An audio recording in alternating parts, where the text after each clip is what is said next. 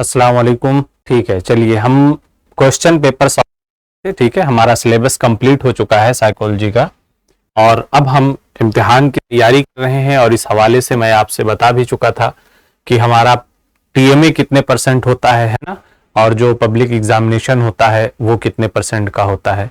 ये तमाम तफसीलात, सवाल कैसे सॉल्व करने हैं, तैयारी कैसे करनी है ना, ये सारी चीजें हमने पिछले क्लास में डिस्कस कर ली थी। अब हम बराह रास्त आज के पेपर पर आते हैं, है ना, ताकि वक्त कम रहता है, इसे हम सॉल्व कर सके कंप्लीट। तो देखिए, सवाल में ज्यादा से ज्यादा कितने 100 नंबर का होगा। ठीक है, यानी 100 नंबर का ये पर्चा होता है। और इस पर्चे में कितने सवाल होते हैं? 48। तमाम सवालात सॉल्व करने होंगे। अलबत्ता एक चीज आपको बेनिफिट देगी, वो ये है कि कभी कभी कोई एक सवाल 2 ऑप्शन के साथ होता है, यानी ए बी, उसमें से आप कोई भी कर सकते हैं। वो जब अभी आप सॉल्व करेंगे तो आपको नजर आएगा। ठीक है, तो इस तरीके से आप अगर देखेंगे तो 48 अगर क्वेश्चन करने हैं तो कम से कम 70-80 सवाल आपको मिल जाते हैं, है ना। लेकिन कंटिन्यू आपको नहीं कर देना है, हर सवाल टच करना है। उसी में का जो ऑप्शन है 2, उनमें से किसी एक को सिलेक्ट करना है। हर सवाल के साथ दिए गए नंबरों के मुताबिक नंबर दिए जाएंगे। ठीक है, और इस हिस्सा ए जो है वो 1 से लेकर के 20 तक, यानी सवाल नंबर 1 से सवाल नंबर 20 तक के ये कसीरुल इंतखाब यानी एमसीक्यू टाइप क्वेश्चन होंगे, और हर एक का 1 नंबर होगा। ये सारी तफसील मैं आपको बता चुका हूं, जिनमें 4 ऑप्शन होंगे, उनमें से एक आपको मुंतखब करना है। फिर 21 से 32 मारूजी सवालात होंगे, और 21 से 29 इनमें से 2 शिक इन्होंने बयान बताई हैं। 21 से 29 हर में से 2 नंबर है। ठीक है, जिनमें हर सवाल के 2 ज़ैली हिस्से होंगे और हर एक का 1 नंबर होगा। और फिर जो इसके अंदर दूसरा ऑप्शन है सवाल नंबर 30 से 32, इसमें क्या है? 4 नंबर। हर सवाल के 4 ज़ैली हिस्से होंगे और उनमें से हर एक का 1 नंबर। इन सवालात को दी गई हिदायत के मुताबिक आपको सॉल्व करना है। फिर उसके बाद में आप थोड़ा सा और तफसीली हिस्से में आ जाते हैं, हिस्सा बी, सवाल नंबर 33 से 38 तक। ये मुख्तसर सवालात हैं, हर एक के 2 नंबर हैं, और जवाब 30 से 50 अल्फाज में देना है। यानी यहां से अब आपकी तहरीर शुरू होती है। सिर्फ यहां पर टिक नहीं लगाना है, बल्कि रिटन फॉर्म में इसका जवाब देना है। सवाल नंबर 39 से 44 मुख्तसर जवाबी सवालात हैं, यानी लिखना है लेकिन कम लिखना है, और इनमें से हर एक 3 नंबर का है। जवाब 50 से 80 अल्फाज में देना है। उसके बाद ये तवालत बढ़ती जाती है। सवाल नंबर 45 से 48 तवील जवाबी सवालात हैं, हर एक के 5 नंबर हैं, और जवाब 80 से 120 अल्फाज में देना है। यानी देखिए, वहां से तकरीबन 2 अल्फाज की तादाद हो गई। अब आप आ जाइए पेपर पर, सेक्शन ए, है ना, एमसीक्यू टाइप क्वेश्चन। नफ्सियात के जिस नजरिए या नुक्ते नजर को बयान किया गया है उसे पहचानें। अब देखिए, नफ्सियात के हवाले से हमने आपको तफसील से बताया था कि पहले आप अपने सब्जेक्ट को समझ लीजिए। हमारा सब्जेक्ट किस चीज को मौजू बनाता है, और ये कि अगर हम इस सब्जेक्ट से हासिल करना चाहते हैं तो क्या हासिल करना चाहते हैं। इसीलिए पहला ही सवाल इन्होंने इसी से रिलेटेड किया है कि नुक्ता नजर इसका क्या है ना। तो अगर आप जहन अपना दौड़ाएंगे तो ये किस सबक की बात हो जाएगी तकरीबन, बताइए। नफ्सियात के बारे में। इनमें से 2-4 को म्यूट कर दीजिए, अनम्यूट कर दीजिए।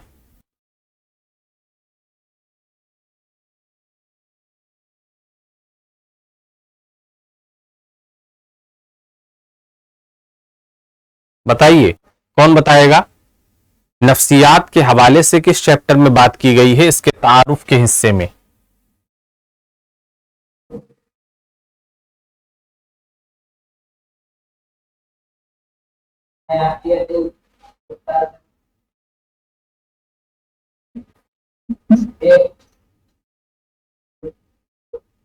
जी, कौन बोल रहा है?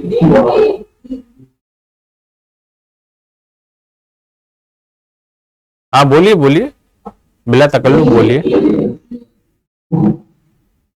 कौन से सबक में?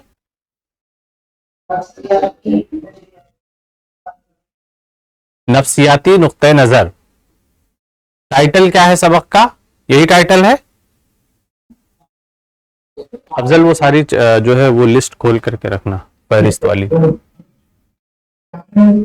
ये नुक्ते नजर हयातियाती ढांचों और मज़ाहिर जैसे दिमाग, जीन्स, हार्मोन्स वगैरह पर तवज्जो मरकूज करता है ताकि रवैये की हरकियात को समझा जा सके। ठीक है, अब इसमें से देखिए कई नुक्ते नजर सामने आए। पहली बात तो यह है कि आपको इस लाइन को ही समझ, इस तरह अगर आप सॉल्व करेंगे कोई क्वेश्चन तो पहले क्वेश्चन को समझेंगे। अगर आप क्वेश्चन समझ गए तो जवाब आपका आधा उसी में मौजूद होता है। ठीक है, तो पहले सवाल पर थोड़ा सा वक्त देना है, ये नहीं कि बस कोई लफ्ज आपको मिलता जुलता लगा फौरन टिक लगा देंगे। ठीक है, अब इन्होंने सवाल क्या किया है, नफ्सियात के जिस नजरिए या नुक्ते नजर को बयान किया गया है उसे पहचाने। और ये नुक्ते नजर क्या है? किसी खास नुक्ते नजर के बारे में ये बात बताई जा रही है, जैसे बहुत से नुक्ते नजर है नफ्सियात के, तो ये किस नुक्ते नजर के मुताबिक जुमला है? क्या जुमला है? ये नुक्ते नजर हयातियाती ढांचों और मज़ाहिर जैसे दिमाग, जीन्स, हार्मोन्स वगैरह पर तवज्जो मरकूज करता है ताकि रवैये की हरकियात को समझा जा सके। अब आप देखिए ये तमाम रवैये आपकी किताब में डिस्कस हुए हैं। हयातियाती नुक्ते नजर, तर्ज़ अमल का नुक्ते नजर, इंसानियत पसंदाना नुक्ते नजर और इसी तरह नफ्सियाती तज्जियाती नुक्ते नजर, है ना। इन सब के बारे में आपको मालूम है, तफसील से किताब में मौजूद है। मैंने इशारा भी किया था अभी पिछली क्लास में तमाम चीजों के बारे में। बताइए इनमें से कौन सा नुक्ता नजर इनसे मुताबिक है, यानी इस जुमले को डिफाइन कर रहा है।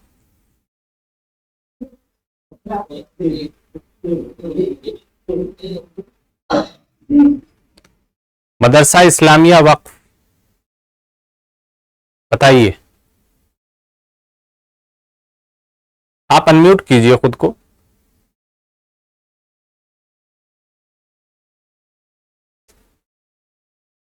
हाँ बोलिए।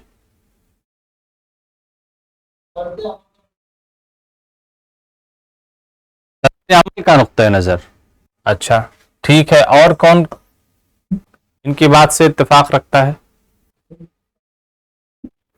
दूसरा कोई जवाब किसी के पास है?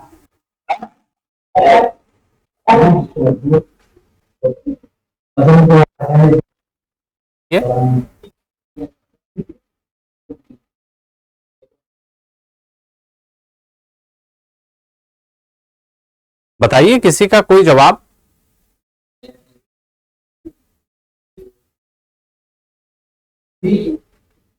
बी, डी नफ्सियाती तज्जियाती नुक्ते नजर।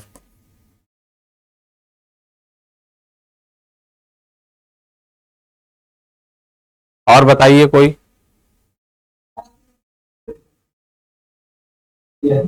जो लोग शुरू से मौजूद हैं उनमें से बोले कोई। मदरसा इस्लामिया कंज़े मरगूब,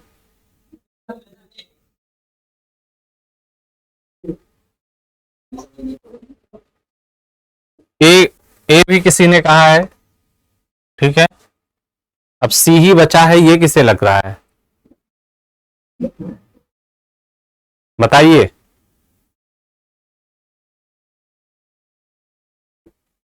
अच्छा ठीक है, सबसे पहले आप ये देखिए कि इस नजरिए में, नुक्ते नजर में किन चीजों को मौजू बनाया जाता है। दिमाग, जीन्स, हार्मोन्स। तो ये दिमाग या इंसान का जीन्स या हार्मोन्स, ये सब किसका हिस्सा होते हैं? हमारी नफ्सियात का, इंसानियत पसंदी का, तर्ज अमल का, या हयात का और हयातियात का? दिमाग कहां होता है? हार्मोन्स हमारे कहां होते हैं बताइए। ये हमारे वजूद का हिस्सा है ना। हमारा वजूद अगर होगा तभी उसके अंदर दिमाग भी होगा, जीन्स होंगे, हार्मोन्स हो गए वगैरह, जितनी भी चीजें हैं ये सब पाई जाएंगी, है ना। अगर हमारा वजूद ही नहीं है तो हम दिमाग कहां तलाश करेंगे? समझ गए ना सवाल क्या है? तो वजूद जो होता है यही तो हयात होती है। इंसान की हयात जो है वजूद ही से तो कायम है। अगर वजूद ना हो तो हयात कैसी, है ना। किसी मुर्दे को आप बाहयात तो नहीं कहते हैं, क्योंकि उसके अंदर से हयात निकल जाती है ना। जिंदगी या रूह जो है वो निकल जाती है, लेकिन रूह खाली भी नहीं होती कि आपको चलती फिरती नजर आ जाए, है ना। तो ये दोनों लाजिम मलजूम है। वजूद होगा तभी उसके अंदर जिंदगी पैदा होगी या नहीं होगी, है ना। तो जब वजूद होगा उसी के अंदर हाथ, पांव, नाक, आंख, कान यानी जितने आज़ा हैं वो सब पाए जाएंगे, पार्ट्स ऑफ बॉडी, है ना। तो जब हमारे आज़ा में ये तमाम चीजें शामिल हैं और ये चीजें मिल करके वजूद बनाती हैं, वजूद ही को हम हयात कहते हैं, तो सीधा सीधा जवाब इसका क्या हो जाएगा बताइए? पहला ना।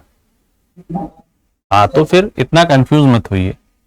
हयातियाती नुक्ते नजर में हमें इन चीजों पर गौर करने की सलाह दी जाती है कि आप देखिए कि इस शख्स के अंदर अगर कोई खसलत, रवैया आया है तो कहां से आया है। यानी इस नुक्ते नजर के मुताबिक हमें बताया जाता है कि हमारे जीन्स हमारे बाप दादा से हम तक पहुंचे हैं, है ना, या हमारा दिमाग किसके मुताबिक काम कर रहा है। तो जो हमारी एक विरासत ट्रांसफर होती रहती है ब्लड में हमारे, है ना, डीएनए में हमारे जो चीजें शामिल रहती हैं उनको एक तरीके से खंगाला जाता है। तो ये नुक्ते नजर हयातियाती नुक्ते नजर। आगे आइए।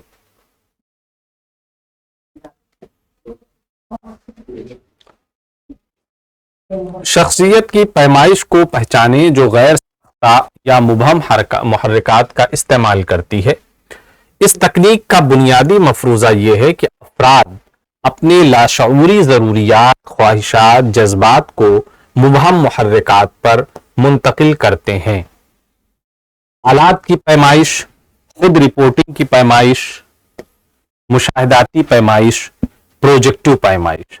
यानी अब इन चीजों को आप कैसे नापेंगे, कौन सा तरीका इख्तियार करेंगे। शख्सियत की पैमाइश को आपको पहचानना है जो गैर साख्ता या मुबहम मुहर्रिकात का इस्तेमाल करती है। बताइए जवाब क्या होगा?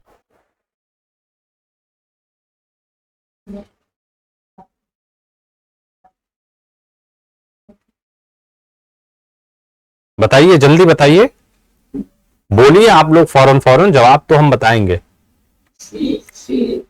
सी मुशाहिदाती आजमाइश, ठीक है।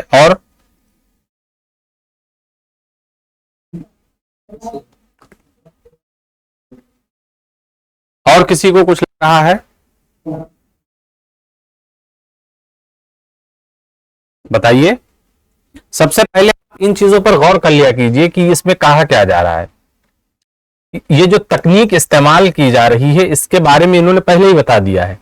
इसका बुनियादी मफरूजा ये है कि अफराद अपने लाशऊरी जरूरियात, ख्वाहिशात, जज्बात को मुबहम मुहर्रिकात पर मुंतकिल करते हैं, ठीक है। यानी वो चीजें जो उनके अंदर छुपी निकल करके आ रही होती हैं। अब बताइए, आसानी से पहचान लीजिए।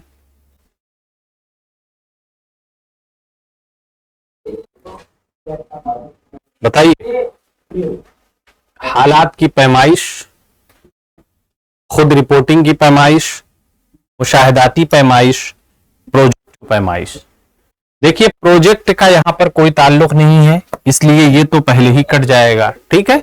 अगर आपको बराह रास्त कोई सवाल ना आ रहा हो तो आप उसे कट करना सीखिए कि कैसे जवाब कट किए जाते हैं, तो जो बचेगा वो आपका जवाब हो जाएगा।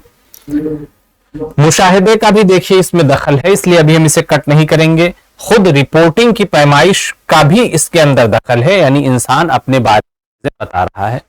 और हालात की पैमाइश का ताल्लुक इससे हो गया कि कोई भी शख्स किसी के बारे में चीजें पूछ रहा है, दरियाफ्त कर रहा है और वो बता रहा है। हमें इन तीन में से जो बेस्ट है उसे चुनना है, ठीक है। समझ गए ना?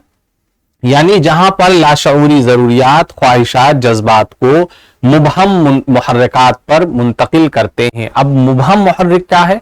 जो वाज़ेह ना हो। ठीक, जो चीज वाज़ेह ना हो, यानी एक तरीके से अगर आप इसमें देखिए तो बात कही जा रही है किसकी? फ्रायड वाले नजरिए की पूरी बात की जा रही है। और यहीं पर शख्सियत की पैमाइश करना है। शख्सियत की पैमाइश को पहचाने जो गैर साख्ता या मुबहम मुहर्रिकात का इस्तेमाल करती है।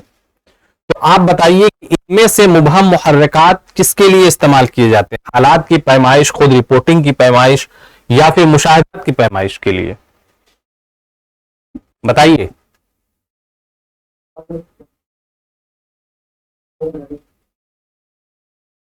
मुबहम मुहर्रिक यानी जो वाज़ेह ना हो, उसकी वजह से कोई काम हो रहा है लेकिन वो वाज़ेह नहीं है, ठीक है, तो उसे मुबहम मुहर्रिक कहते हैं। बताइए। खुद रिपोर्टिंग की पैमाइश की जा सकती है? बताइए। यानी एक इंसान अगर अपने बारे में ही कोई चीज बता रहा है, इसके जरिए से उसकी पैमाइश की जा सकती है? पॉसिबल तो है ना?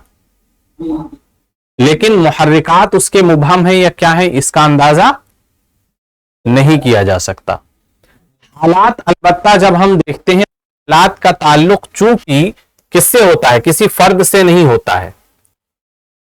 और अगर किसी खास फर्द से रिलेट कर देते हैं तो गोया कि वो उसी के मुशाहिदे पर मबनी हो जाता है ना? इसलिए अगर आप हालात को भी देखेंगे तो इसके अंदर भी मुशाहिदा या चीजों की गौर व फिक्र शामिल है। और जब किसी खुद को बिठा करके आप उसके बारे में पूछेंगे तब भी आपका मुशाहिदा काम है ना? तो जब ऐसे मुहर्रिकात शामिल हो जो वाज़ेह ना हो तो उनका आप क्या करते हैं? सिर्फ मुशाहिदा करते हैं, देखते हैं, ऑब्जर्व करते हैं। तो आपका ऑब्जर्वेशन ही वहां काम आता है। इसलिए सही जवाब क्या हो? मुशाहिदाती पैमाइश, सी। आगे आइए। सीखने के तनाजुर में उस अमल को मुंतखब करें जो रद्द अमल की शरह में इजाफा करता है। ठीक है, लर्निंग का पूरा चैप्टर आपने पढ़ रखा है। यहां पर उस अमल को मुंतखब करना है जो रद्द अमल की शरह को आता हो। ठीक है, एक है मनफी तकवीयत, एक है मुस्बत तकवीयत, गैर जानिबदाना रवैया। यानी तीन चीजें हैं, इनमें से आपको बताना है कौन सही कौन गलत। बताइए। कोई अमल अगर रद्द अमल को बढ़ा रहा है तो उसे क्या कहा जाएगा? मनफी तकवीयत कहा जा सकता है?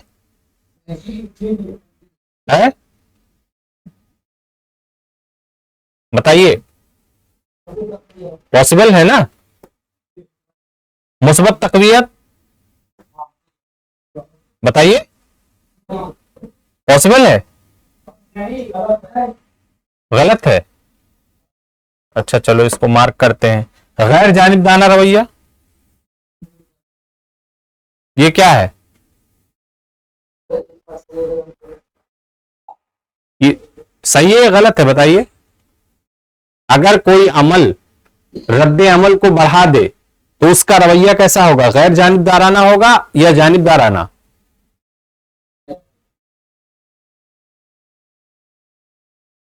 बोलिए। और इन लोगों को म्यूट कीजिए, एक दो को।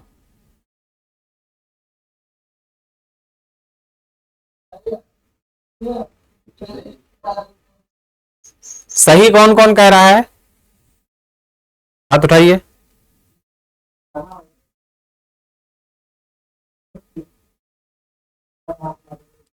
और इधर कोई? किसको लग रहा है कि ये गैर जानिबदाराना रवैया सही जवाब है? हाथ उठाइए, हाथ सिर्फ। अच्छा आप नीचे कर लीजिए। आप लोग किसको लग रहा है कि ये सही नहीं है? अरे ये जो बीच में बैठे हुए हैं, आपको कुछ नहीं लग रहा है? आप ना यस पे हाथ उठा रहे हैं ना नो पे हाथ उठा रहे हैं, क्या कर रहे हैं?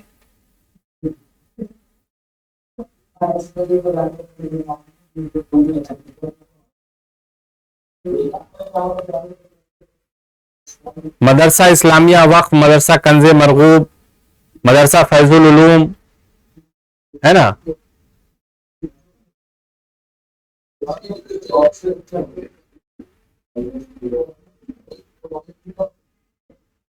कोई जवाब देगा या फिर आपको म्यूट करा दूं, मैं सॉल्व कराता हूं, फिर मुझे पूछने की जरूरत नहीं है।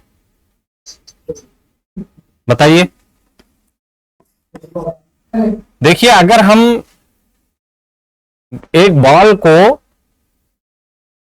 पानी में फेंकते हैं और एक बॉल को दीवार पर फेंकते हैं तो रिएक्शन सेम होगा? है? फर्क हो जाएगा ना। पानी क्या करेगा, बॉल के वापस आने की रफ्तार को कम कर देगा, बल्कि रोक ही लेगा।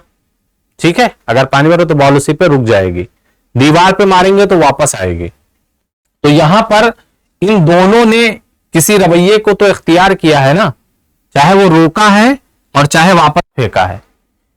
इसलिए कोई अमल अगर ऐसा कि उसका रद्द अमल सामने आ रहा है तो वो गैर जानिबदाराना तो कभी हो ही नहीं सकता। चाहे अच्छा आए या गलत आए वो अलग मसला है, समझ रहे हैं ना। अगर आप किसी को बुरा भला कहते हैं तो वो या तो मुस्कुरा देगा और या तो आपसे लड़ झगड़ पड़ेगा, दो में से एक होगा ना। तो रद्द अमल तो आया, ऐसा तो नहीं हुआ कि उसने कुछ कहा ही नहीं, उसका कोई असर ही नहीं हुआ। यह है रद्द अमल। रद्द अमल अगर आ रहा है तो इसका मतलब वाज़ेह है कि ये जानिबदारी है ना कहीं से, है ना। यानी वो उस चीज को एक्सेप्ट कर रहा है अलग अलग तरीके से। जहां पर ऐसा हो कि कोई फर्क ही ना पड़े वहां पर होगा गैर जानिबदार रवैया। यानी अगर मानकर आप ये चलिए कि एक उस्ताद है और उसके सामने एक तालिब इल्म काम करके ले जाता है, एक तालिब इल्म कुछ नहीं मेहनत करता है, बिल्कुल जो है ऐसे ही बगैर नहाए धोए गंदे कपड़े पहन करके चला जाता है। उस्ताद देखता है और उन दोनों को एक साथ देखता है और कुछ नहीं बोलता है, तो इसे हम कहेंगे गैर जानिबदाराना रवैया, है ना। यानी अगर आप किसी बदली हुई सूरत को देखें और उसका रिएक्शन बिल्कुल ना आए तब होगा वो गैर जानिबदाराना रवैया, यानी इनको कोई फर्क नहीं पड़ा। इसलिए ये बात तो गलत है कि कोई अगर अमल होगा तो गैर जानिबदार रवैया उसका सामने आएगा उस सूरत में जब रद्द अमल की शरह में क्या है, रद्द अमल की शरह में क्या हो रहा है, इजाफा हो रहा है। ठीक है, तो अब मनफी तकवीयत हो या मुस्बत तकवीयत हो, बहरहाल तकवीयत तो होगी ना। यानी अगर पॉजिटिव अमल है तो वो पॉजिटिविटी को बढ़ाएगा और अगर निगेटिव है तो निगेटिविटी को बढ़ाएगा, है ना। यानी अगर आप किसी को एक बुरी बात कहते हैं और सामने वाला दो बुरी बात कहता है आपको, तो इजाफा हुआ ना रद्द अमल में। लेकिन ये इजाफा किस नौइयत का है, मनफी नौइयत का, इसीलिए इसे हम मनफी तकवीयत कहेंगे। तो इस कबील की जितनी बातें होंगी जो नेगेटिविटी को बढ़ाएंगी वो क्या हो जाएंगी, मनफी तकवीयत की हामिल। इसी तरह मुस्बत तकवीयत, अगर आपने किसी के हक में कोई अच्छा काम किया, अब उसने पलट करके आपके हक में 2, 3, 4 अच्छे काम किए, तो ये भी तकवीयत हुई, लेकिन कौन सी तकवीयत, मुस्बत तकवीयत हुई, है ना। तो ये भी रद्द अमल है जो बढ़कर हुआ है। इसलिए रद्द अमल में ये इम्कान बहरहाल मौजूद रहता है कि वो मुस्बत हो या मनफी हो। ठीक है, तो ये जहन में रखिएगा। अब हमें देखना यह है इनमें से कि कौन सा जवाब सही है और कौन सा गलत है। देखिए, सिर्फ ए, क्या ये जवाब सही है, ए तो सही है, लेकिन सिर्फ ए अगर हम कहेंगे तो जवाब गलत हो जाएगा। इसी तरह बी भी सही है, लेकिन सिर्फ बी अगर हम कहेंगे या सिर्फ दो तो भी गलत हो जाएगा। हां, तीसरा क्या है, सी और फर्स्ट और सेकंड, है ना। फर्स्ट और सेकंड इसी की हमें तलाश थी जहां पर ये दोनों चीजें मौजूद हों, और यहां पर तीनों को शामिल कर दिया है, तो ये जाहिर सी बात है ये जवाब गलत है, तो उसे हम शामिल नहीं करेंगे। समझ में आ गया। तो इस तरीके से हमें क्वेश्चन को अप्रोच करना है, समझना है कि कैसे हम उसके अंदर तक उतर सकें। आप 5 सवाल सही से सॉल्व कर लीजिए, फिर आपको पेपर पूरा आसानी से सॉल्व करना आ जाएगा। ये जरूरी नहीं कि आप 50 क्वेश्चन, 100 क्वेश्चन, 200 क्वेश्चन लगा लें, उससे कुछ नहीं हासिल होगा। पहले 5 को सॉल्व करने का जो तरीका है वो आप सीख लीजिए, ठीक है। चलिए अब समझ में आ गई बात। अगला सवाल देखिए, इस रद्द अमल उस रद्द अमल की शनाख्त करें जब हर तजर्बे में मशरूत मुहर्रिक पेश किया जाए लेकिन गैर मशरूत मुहर्रिक पेश ना किया जाए। यानी कोई ऐसी बात बताई जाए जिसकी वजह से यह काम हुआ हो, लेकिन उसके कुछ ऐसी चीजें होती है जो मशरूत नहीं होती हैं, वो वाज़ेह ना की जाए। अब उसमें कौन कौन सा ऑप्शन है? हुसूल, अचानक बहाली, तहफ़्फ़ुज़, मादूमियत यानी एक्सटिंक्शन। बताइए इसका जवाब क्या होगा?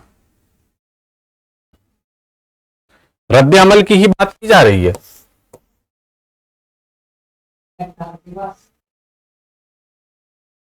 गैर मशरूत मुहर्रिक ना किया जाए बल्कि मशरूत मुहर्रिक पेश किया जाए, तो उसे क्या कहेंगे? उस रद्द अमल को हुसूल तो किसी कीमत पर नहीं हो सकता क्योंकि यहां पर कुछ हासिल करना नहीं है, रद्द अमल है तो हुसूल नहीं है। तहफ़्फ़ुज़ की यहां पर कोई बात नहीं है, ठीक है।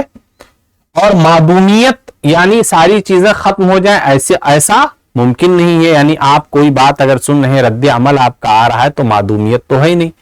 अलबत्ता यह है कि वहां पर स्पॉन्टेनियस रिकवरी हो रही है, कुछ ना कुछ रिस्पॉन्स सामने आ रहा है, ठीक है। अब मैं आपको एक बात बताऊं, ये सारी चीजें एज इट इज आपको किताब में नहीं मिलेंगी, लेकिन अगर आपने अमल और रद्द अमल वाला चैप्टर अच्छे तरह पढ़ रखा है तो ये चीजें आपको बहुत आसान लगेंगी, ठीक है। तो जब इस चैप्टर की जिस क्वेश्चन की बात की जाए, आप उस चैप्टर को मार्क कर लीजिए कि देखिए कौन सा चैप्टर इसमें शामिल है जिसमें अमल रद्द अमल की बात की गई है, मुहर्रिकात की जहां पर बहस शामिल है। बताइए कौन सा चैप्टर है? जल्दी बताइए फिर आगे बढ़ते हैं। कितना नंबर बता रहे हैं अफजल? तहरीक और जज्बा, एग्जैक्टली, ठीक है। तहरीक क्या है? वो मुहर्रिकात ही का पूरा चैप्टर है, चाहे आप तहरीक बोलें या फिर मुहर्रिकात बोलें। चलिए अगला क्वेश्चन, बच्चे की समाजी तरबियत के अहम अनासिर की शनाख्त करें। यानी आप समाजी एतबार से जब बच्चे को देखते हैं, उसकी तरबियत करते हैं, तो अहम अनासिर उसके क्या होते हैं, कौन सी चीजें शामिल होती हैं? वालिदैन, मजहब, खरीदारी। सही है जवाब। समाजी तरबियत कर रहे हैं बच्चे की, खरीदारी जरूरी है? गलत हो जाएगा जवाब, ठीक है। वालिदैन, स्कूल और जिस्मानी शक्ल। बताइए जवाब गलत। जिस्मानी शक्ल कोई जरूरी नहीं है, ऐसा नहीं है कि कोई बच्चा गोरा है तो वही तरबियत पाएगा या कोई काला है तो तरबियत नहीं पाएगा, ठीक है, ये गलत है। वालिदैन, स्कूल और खरीदारी। बताइए जवाब गलत है क्योंकि यहां पर खरीदारी का कोई लेना देना नहीं। वालिदैन, हम उम्र ग्रुप और टेलीविजन। सही है ना, टेलीविजन भी हमारे जो है नशोनुमा में असर डालता है। आप मोबाइल देख रहे हैं, टीवी देख रहे हैं, उसका असर जो आप पर आ रहा है, तो ये समाजी एतबार से आपकी परवरिश में क्या है? दखल अंदाजी है एक तरीके से, और वो आपको कहीं ना कहीं सपोर्ट कर रहा है। अगला सवाल, उस उनसुर का इंतखाब करें जो इबलाग का हिस्सा नहीं है। इबलाग यानी मीडिया, बात पहुंचाना, ठीक है। इबलाग दो तरफा अमल है, बात सही है कि गलत है? जल्दी जल्दी बोलिए। सही है, दो तरफा अमल है ना, एक बात कहने वाला होगा तो एक बात सुनने वाला। दूसरा, मुफाहमत की यकसानियत जरूरी है। मालूमात मखसूस तरीके से फराहम की जाती हैं, किसी पैगाम की जरूरत नहीं है। ये जवाब मखसूस तरीके से फराहम की जाती है, जवाब सही है गलत? सही है, कोई ना कोई तरीका होना चाहिए। किसी पैगाम की जरूरत नहीं है, जवाब गलत है, ठीक है। तो यहां पर सही जवाब ये गलत वाला होगा, जो मीडिया का हिस्सा नहीं है। इन्होंने ये पूछा है, ये मत कहिएगा कि जो सही नहीं है तो कहेंगे आपके तीनों सही है, तीनों को लगाना चाहिए, नहीं। सवाल क्या है कि जो जरिया इब्लाग का हिस्सा नहीं है। ठीक है, याद रखिएगा। अगला क्वेश्चन, वो समाजी अवामिल मुंतखब करें जो गैर जबानी इब्लाग को मुतासिर करते हैं। गैर जबानी यानी वर्बल। दर्जाबंदी, इख्तियार की हैसियत, खाने की आदत और बैनुशख्सी ताल्लुकात। बताइए सही है जवाब, गलत। खाने की आदत आ गई, कट कर दीजिए। दर्जाबंदी, जिस्मानी जबान, जिन्स और बैनुशख्सी ताल्लुकात। जवाब सही है गलत। जिस्मानी जबान का मतलब बॉडी लैंग्वेज। ठीक है, इसको अभी आप पेंडिंग में रखिए, बहुत हद तक जवाब सही लग रहा है। अगर इससे भी सही कोई मिलेगा तो ठीक, वरना ये डन हो जाएगा। दर्जाबंदी, इख्तियार की हैसियत, जिन्स और बैनुशख्सी ताल्लुकात। बताइए जवाब सही है गलत। यानी जब आप बात करते हैं तो उसमें इफेक्ट डालते हैं। डी भी देख लीजिए, दर्जाबंदी, खाने की आदत, जिन्स और बैनुशख्सी ताल्लुकात। खाने की आदत कट कर दीजिए। इख्तियार की हैसियत,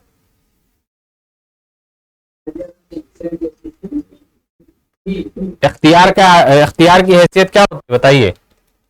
इख्तियार की हैसियत से क्या समझते हैं, बताइए। पोजीशन, किसकी क्या पोजीशन है, क्या मकाम है, क्या पोस्ट है, इसका इफेक्ट पड़ता है बात में, पड़ता है, बिल्कुल पड़ता है। ठीक है, तो इसलिए ऑप्शन इसमें सी ज्यादा सही हो जाएगा। ठीक है, चलिए आगे बढ़िए। तनाव से निबटने के उस अमल की शनाख्त करें जब इंसान किसी हल की तरफ नहीं बढ़ता बल्कि सिर्फ खुद को आरामदेह बनाने के तरीके इस्तेमाल करता है। उस अमल की शनाख्त करें जब इंसान हल की तरफ नहीं बढ़ता, टेंशन है लेकिन हल नहीं कर रहा है, ठीक है, बल्कि सिर्फ खुद को आरामदेह बनाने की कोशिश कर रहा है। बताइए कौन सा अमल हो सकता है। काम पर मबनी मुकाबला, दिफाई मुकाबला, मुसालहती मुकाबला, हमलावर मुकाबला।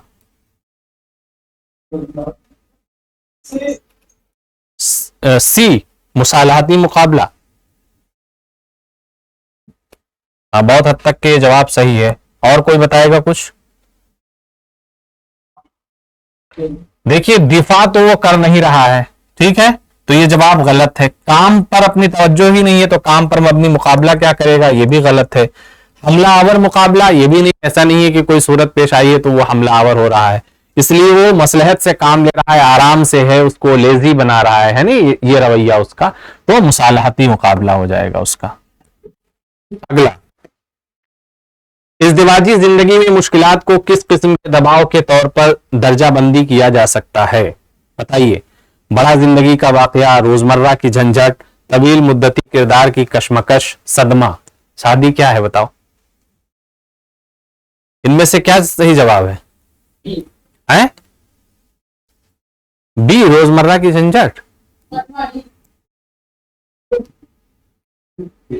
बोलिए बोलिए जल्दी जल्दी बोलिए, अभी सबके जवाब भी एक से एक आएंगे इसमें। अच्छा, इसमें सबका अलग अलग ख्याल है। कितने लोगों की शादी हो चुकी है आप में से, ये बताइए, हाथ उठाइए, हाथ उठाइए पहले जितनों की शादी हो चुकी है। तो बहुत कम लोग हैं यार, 2 ही 4 लोग शादी हुए शुदा हैं इसमें। अनमैरिड कितने हैं, हाथ उठाइए। अनमैरिड मतलब गैर शादीशुदा।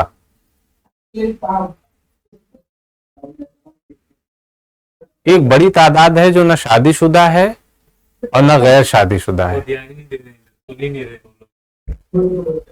ये कौन सी मखलूक है? बताइए। हाँ यार, फरिश्तों ही में मुमकिन है।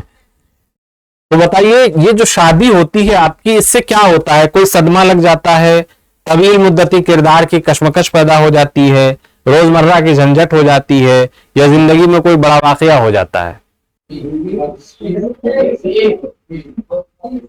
सीरी, तवील मुद्दती किरदार की कशमकश। इससे चलिए, इससे हटके और किसी का कोई जवाब? बी और डी में से बी से कितने लोगों को इत्तेफाक है?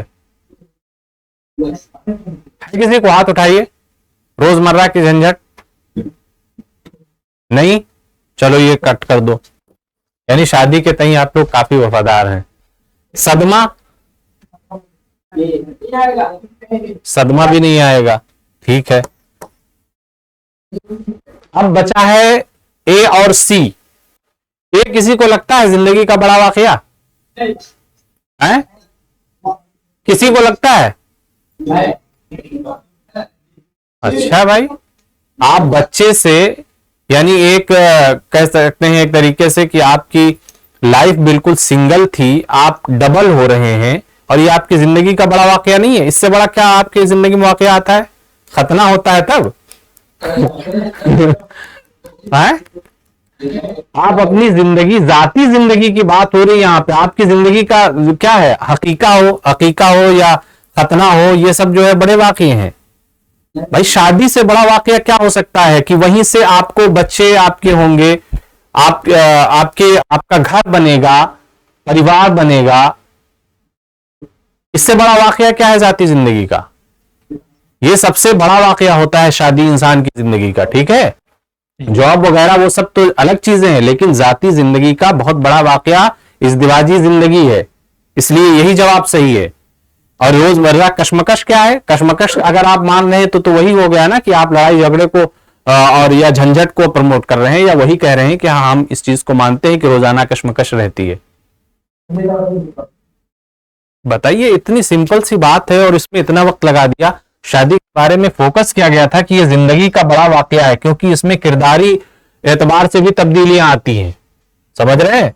आपका बिहेवियर बदल जाएगा, आपके घर वालों का बिहेवियर बदल जाएगा। आपको देखने के तई आपसे बहुत सी एक्सपेक्टेशन होंगी, उम्मीदें होंगी, फैमिली की उम्मीद होगी आपसे। तो ये तो बहुत बड़ा वाकया है। सिंपल सा जवाब है।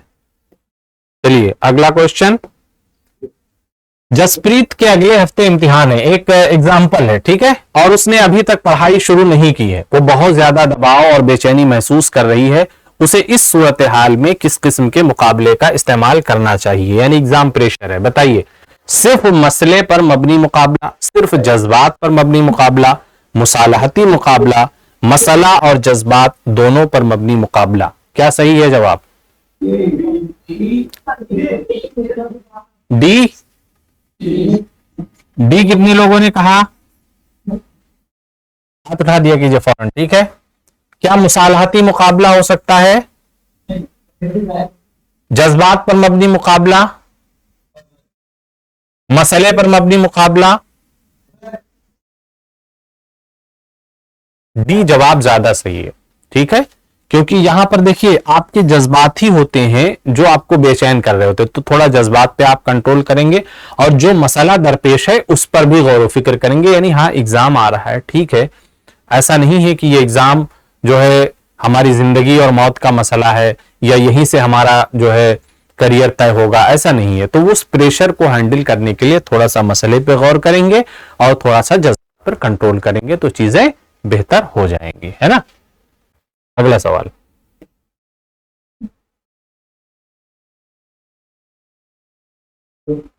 शरिया का बास आमिराना क़यादत का अंदाज इख्तियार करता है। शरिया को किस किस्म के रवैये में मुलव्विस होने का इम्कान है? किसी बॉस अगर किसी पर हाकिम बन रहा है तो वो उसका रवैया कैसा हो जाएगा? मुलाजिमीन की शमूलियत की हौसला अफजाई करता है, धमकियों और सजा का इस्तेमाल करता है, मुलाजिमीन से मशवरा करता है, दो तरफा इबलाग में शामिल होता है। बताइए उसका बॉस क्या कर रहा है? ठीक है, सिंपल सा जवाब धमकी और सजा का इस्तेमाल। अगर हाकिम है या उस रवैये को अपना रहा है तो धमकी दे रहा होगा, सजा दे रहा होगा, यही चीजें पॉसिबल है। अगला क्वेश्चन। एक माहिर नफ्सियात के पास वक्त और पैसा महदूद है और वो लोगों की राय, रवैये, अकायद और अक़दार के नमूने का मुताला करना चाहता है। माहिर नफ्सियात कौन सा तरीका इस्तेमाल करेगा? क्या करना चाहता है वो? लोगों की राय, रवैये, अकायद और अक़दार के नमूने का मुताला करना चाहता है। टाइम ज्यादा है नहीं उसके पास, ठीक है, पैसा ऐसा नहीं है कि बहुत ज्यादा वो खर्च कर सकता है। तो कौन सा तरीका अपनाए? केस स्टडी, नफ्सियाती तशखीस, मुशाहिदा, सर्वे का तरीका। बताइए, लोगों की, पर्सनल लोगों की जो है उनके अकीदे के बारे में, उनके थॉट्स जो हैं, रवैये के बारे में जानना चाहता है, तो कौन सा तरीका बेस्ट होगा बताइए? मुशाहिदा करे, नफ्सियाती तशखीस करे, या सर्वे करे, या केस स्टडी? डी। डी। सर्वे जो है किसी फर्द का नहीं होता है। ऐसे आप किसी इलाके का सर्वे करने जाते हैं ना, आप कभी गए हैं कि जो है हमारा सर्वे कर लीजिए हॉस्पिटल वगैरह में या कहीं? क्या कहते हैं? किसी पर्सनल की जब भी करते हैं, आपके कहने का सेंस ठीक है, लेकिन वो फर्क है। सर्वे होता है किसी बड़ी चीज को लेकर के, इसके लिए वही अप्रोच अपनाते हैं हम, किसमें? केस स्टडी करते हैं, यानी किसी शख्स की पर्सनल चीजों की अच्छे से तफसीलात जानते हैं। उसने क्या खाया, क्या पिया, कैसे रहता है, लाइफ स्टाइल पूरी जो उसकी हो सकती है, केस स्टडी में चीजें क्लियर होती हैं, इसलिए वो केस स्टडी कर ले, बेस्ट है। ठीक है, चलिए अगला सवाल। एक कुदरती माहौल में एक आजाद मुतगय्यर को तब्दील कर रहा है और तजुर्बाती और कंट्रोल ग्रुप्स बनाने के लिए कुदरती तौर पर होने वाले ग्रुप का इस्तेमाल कर रहा है। किस्म का तजुर्बा है? एक रिसर्चर है, ठीक है, कुदरती माहौल में आजाद मुतगय्यर को तब्दील कर रहा है और तजुर्बाती और कंट्रोल ग्रुप्स बनाने के लिए कुदरती तौर पर होने वाले ग्रुप्स का इस्तेमाल कर रहा है। यानी वो चाहता है कि अपने हिसाब से एक ग्रुप क्रिएट करे, लेकिन मदद है उसमें कुदरती ग्रुप्स का। ठीक है, तो ये जो तजर्बा है, इसका कौन सा तजर्बा है? नीम तजर्बा, लेबोरेटरी तजर्बा, कंट्रोल तजर्बा, या क्लासिकी तजर्बा?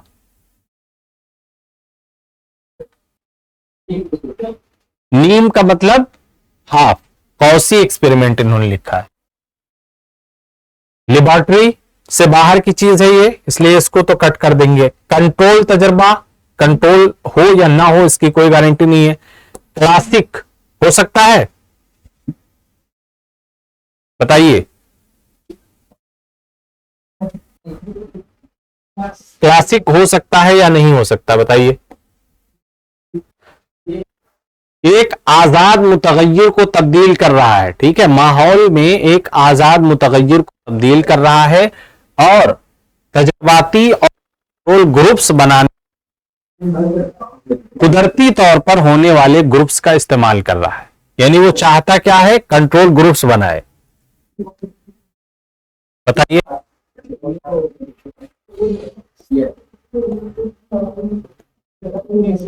सी जवाब इसका सही हो जाएगा। ठीक है, कंट्रोल ग्रुप सी बनाना चाह रहा है, कंट्रोलिंग का तजुर्बा कर रहा है। नंबर 14, अशोक की किस चीज की शदीद जरूरत, अशोक की किस चीज की शदीद जरूरत है क्योंकि उसे नई चीजों का मुताला और तहकीक करना पसंद है? को होगा ये। ठीक है, हाँ, अब वो नई चीजों का मुताला करना चाहता है और यही उसे पसंद है, तो उसकी जरूरत क्या है? ताकत की, मोहब्बत की, जुस्तजू की, ताल्लुक की? सी किसने बोला? ठीक है जवाब। जब तक जुस्तजू नहीं होगी आप तहकीक नहीं कर सकते हैं। तहकीक के लिए आप जुस्तजू ही चाहते हैं, ठीक है, उसके लिए न ताल्लुक चाहिए, न मोहब्बत चाहिए, न ताकत चाहिए। कमजोर इंसान भी बड़ी बड़ी तहकीक करता है। अगला सवाल, राजू को हर अच्छे ग्रेड पर वालिदैन की तरफ से चॉकलेट से नवाजा जाता है। राजू को किस किस्म की तकवीयत मिल रही है? बताइए। वक्फे वक्फे की, मुसलसल, मुकर्ररा तकवीयत, जुज़वी तकवीयत?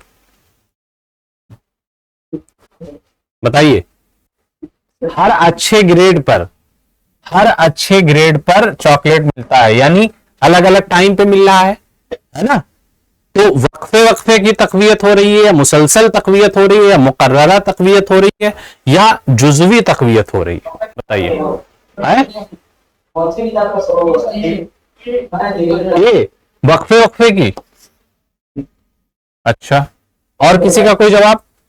सी, मुकर्ररा तकवीयत। ठीक है,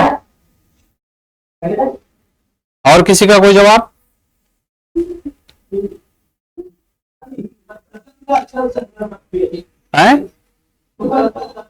मुसलसल? मुसलसल कौन कह रहा है? बताइए, हाथ उठाइए, हाथ उठाइए। शर्माइए मत, जल्दी बताइए ना। हाँ, ये जवाब सही है। देखिए, मुसलसल का मतलब क्या होता है? अब एक पानी जो है, अगर आप जो है गिलास से डाल रहे हैं किसी चीज में, या गिलास में पानी डाल रहे हैं लोटे से, पानी कंटिन्यू गिर रहा है, तो आप क्या कहेंगे? मुसलसल पानी गिर रहा है। लेकिन अगर आप पानी की टंकी खुली छोड़ देते हैं और उसमें टप टप बूंद गिर रहा है, तो भी क्या कहेंगे? मुसलसल पानी गिर रहा है। छत से लीकेज हो रहा है, कुछ कुछ देर में हो रहा है लीकेज, लेकिन हो रहा है लगातार, तो क्या कहेंगे? मुसलसल पानी टपक रहा है। तो जो तसलसल होता है उसमें एक वक्त के साथ में चीजें रिपीट हो रही होती हैं। तो वो गर्चे फौरन फौरन चॉकलेट नहीं दे रहे हैं, लेकिन एक वक्त तय है और उस पर हर बार देते हैं, तो कंटिन्यूटी आ गई ना, वही तसलसल। इसलिए ये मुसलसल तकवीयत है। और अगर मरतबा चॉकलेट देते हैं तो ऐसा तो है ही नहीं कि वो बस उसी वक्त तक की मेहनत करेगा, वो अगली चॉकलेट लेने के लिए फिर तो इन 6 महीने में मुसलसल मेहनत करेगा। तो ये मुसलसल तकवीयत है एक तरह, इस तरह इसको समझिए। अगला क्वेश्चन, एक माहिर नफ्सियात नौकरी के उम्मीदवारों की जहानत और शख्सियत की पैमाइश करना चाहता है। माहिर नफ्सियात कौन सा नफ्सियात आला इस्तेमाल करने का इम्कान है? बताइए। नौकरी के उम्मीदवारों की जहानत और शख्सियत, यानी समझ लीजिए कि वो इंटरव्यू ले रहा है। केस स्टडी, मुशाहिदा, सर्वे, नफ्सियाती इम्तिहान। केस स्टडी करेगा, इतना वक्त नहीं होता है कि वहां बैठ सबकी कॉपी पढ़े, वो सबके बारे में डिटेल पढ़े। मुशाहिदा नहीं, सर्वे नहीं, नफ्सियाती इम्तिहान क्या?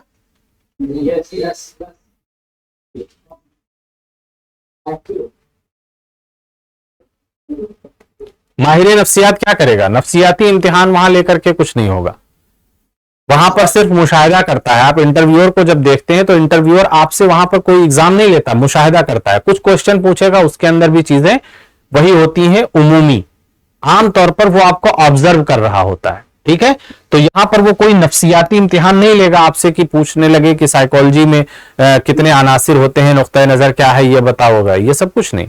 वो आपको सिर्फ ऑब्जर्व करेगा, और इस ऑब्जर्वेशन यानी मुशाहिदे में सारी चीजें शामिल होती हैं।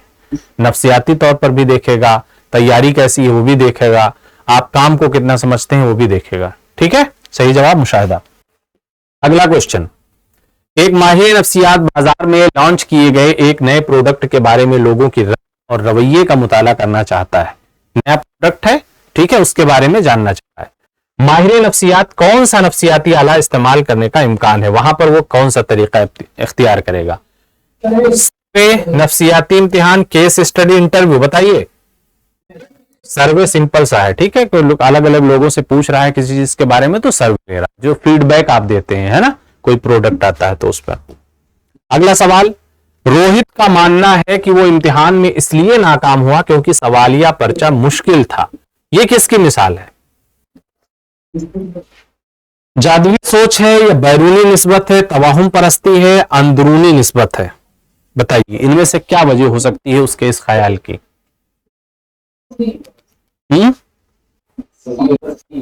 सी, तवाहुम परस्ती। तवाहुम परस्ती क्यों?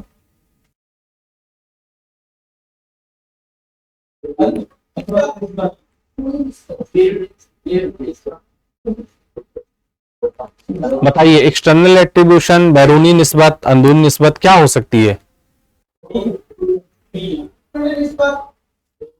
अंदरूनी निस्बत यानी डी। ठीक है, किसी को बी भी लग रहा है, बी और डी, तो बी डी सी हो गया। जादुई सोच नहीं हो सकती, यानी उसको सब इनकार कर रहे हैं। ठीक है, बताइए इन तीन में से बेस्ट कौन सा है? बी। देखिए, निस्बत ये जो है ना, जिसकी वजह से ये बात आती है, यानी इसकी सिंपल जबान में आप इसे समझिए तो वो कह रहा है इसकी वजह बाहरी है, इसकी वजह खारिजी है। दोनों वजह हो सकती हैं, पॉसिबिलिटी है। अगर आप इसको इस तरीके से देखें कि एक शख्स ने तैयारी की ही नहीं, ठीक है, और वो ये बता रहा है कि पेपर मुश्किल था, तो आप क्या उसकी बात मान लेंगे? तो ये उसका क्या है? वहम है कि पेपर मुश्किल था। तो यहां पर उसका अप्रोच ये तवहुम परस्ती हो जाएगा, क्योंकि आपने कितनी तैयारी की है ये डिफाइन करेगा कि पेपर आपको आसान लग रहा है या मुश्किल। समझ रहे हैं ना भाई, सवाल आपके सिलेबस से आएगा, उससे बाहर से तो आएगा नहीं। आप पूरी किताब याद करके जाइए, उसके बावजूद अगर आप सवाल सॉल्व ना कर पाए तो एक तरीके से आप कह सकते हैं कि हाँ ये क्या है, अफसल ये क्या हुआ, ठीक है मुश्किल था। लेकिन ये तो एक तरीके से ट्रेंड बन गया है कि जो सवाल आप सॉल्व ना कर सके उसे क्या कह दें, मुश्किल था। तो ये एक वहम है, इंसान के जहन में होता है, ठीक है, अपनी तैयारी उस तरीके से ना होने की वजह से। तो ये तवाहुम परस्ती है एक तरीके से। ये आम रुझान कि हम दूसरों के मुकाबले में मुस्बत वाकयात के पेश आने के ज्यादा इम्कानात महसूस करते हैं, किसके नाम से जाना जाता है? मायूसी पर मबनी तासुब, मुबस्सिर तासुब, खुद को फायदा पहुंचाने वाला तासुब, पुरुम्मीदी पर मबनी तासुब, जो चाहे कि हाँ अच्छा ही होगा, सब अच्छा होगा, जिसको ये ख्याल रहता हो। ऑप्शन डी सही है, उम्मीद, पुरुम्मीद रहता है वो। ठीक है, एक क्वेश्चन और लेंगे हम। मुंदरजा झेल बयानात के लिए दुरुस्त ऑप्शन का इंतखाब करें। यहां स्टेटमेंट है, ठीक है, ग्रीन हाउस असर के लिए जिम्मेदार गैसों को मुंतखब करें। ग्रीन हाउस असर क्या होता है बताइए? यानी मैंने आपको बताया था कि जमीन के ऊपर एक सतह है, ठीक है, जो बाहर की या बहुत से धुएं या गैस की वजह से कमजोर हो रही है, और उसकी कमजोरी के सबब सूरज की किरण अगर डायरेक्ट जमीन पर पड़ेगी तो नुकसान पहुंचाएगी, है ना, इंसानों के लिए बहुत हार्मफुल है। तो ग्रीन हाउस गैस का असर बढ़ रहा है, इस बढ़ने से वो जो ओजोन परत है वो क्या हो रही है, कमजोर हो रही है। इनका सवाल है कि उसके असर के लिए कौन सी गैस जिम्मेदार है? कार्बन डाइऑक्साइड, मीथेन और nitrogen, B carbon dioxide, oxygen और CFC, C carbon dioxide, methane और oxygen, D carbon dioxide, methane और CFC। बताइए जवाब कौन सा सही है? ऑप्शन डी सही होगा, इसलिए क्योंकि देखिए जहां जहां भी ऑक्सीजन आ गया तो ऑक्सीजन तो नुकसानदेह नहीं है, ठीक है, ऑक्सीजन इसमें भी आ गया, ऑक्सीजन यहां भी है, और यहां पर नाइट्रोजन आ गया, ठीक है, तो ये भी उस तरीके से नुकसानदेह नहीं है जितनी मीथेन, CFC और कार्बन डाइऑक्साइड है। ठीक है, तो अब ये आपके 20 क्वेश्चंस हो गए। कुछ क्वेश्चंस और बाकी हैं, ये तो आपको शॉर्ट क्वेश्चन कैसे सॉल्व करने हैं उसका तरीका आपने सीखा, डिस्क्रिप्शन कैसे करेंगे हम अगली क्लास में सीखेंगे, लिखना कैसे है, टू द पॉइंट लिखना है, कोई इधर उधर से जुमले नहीं बनाने, ठीक है। और एक चीज का ख्याल रखना है कि हमें सवाल पढ़ते ही उस चैप्टर को रिकॉल करना है जहां पर इस चीज को डिस्कस किया गया है। सिंपल सी बात है, आप क्वेश्चन पढ़िए तो सोचिए कि ये किस चैप्टर में आया है, अगर आपको वो चैप्टर याद आ गया तो आप आगे पीछे क्या है सबसे आजाद, फिर आपका जहन ही नहीं जाएगा। अब क्या होगा कि जो ऑप्शन दिए गए हैं वहां पर अलग अलग तरीके से उससे आप बच जाएंगे। ठीक है, तो प्रिपेयर होकर के आइए, अगली क्लास में उसे डिस्कस करेंगे।